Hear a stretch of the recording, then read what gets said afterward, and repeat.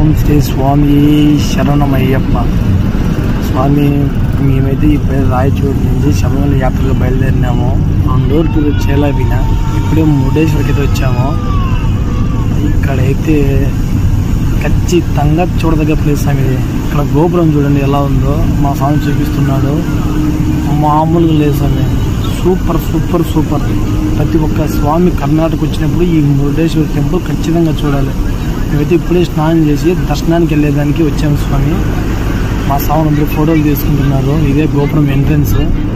అందరం బొట్లు లేవు, స్నానం చేసి ఇప్పుడే వచ్చాము. అందరూ ఒక గ్రూప్ ఫోటో తీసుకొని చూసారు కదా. ఇక్కడ గోపురానికి రకరకాల లైటింగ్ స్వామి.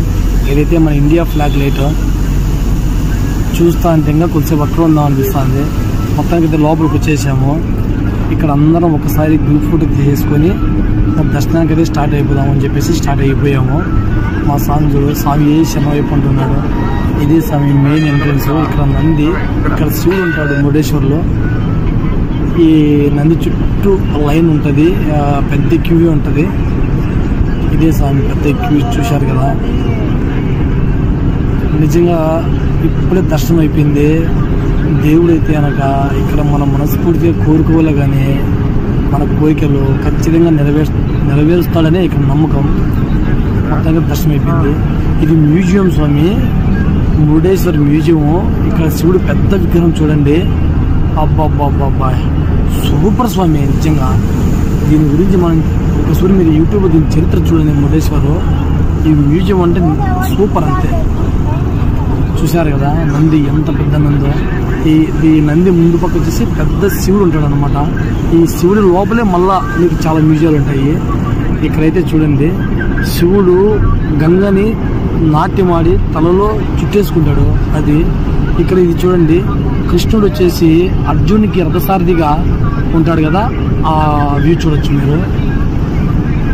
ఇక్కడి నుంచి ఇదే పెద్ద శివుడు. మా ఊళ్ళందరూ ఇక్కడి నుంచి మా స్వాములు రమ్మంటే రావడం లేదు స్వామి. మేము ఇంకా కొద్దిసేపు ఇక్కడే ఉంటాం. చూడండి స్వామి ఇక్కడ లైటింగ్. స్టార్టింగ్ ఇండియా ఫ్లాగ్, మళ్ళీ ఇప్పుడు వచ్చేసి వైట్ కలర్.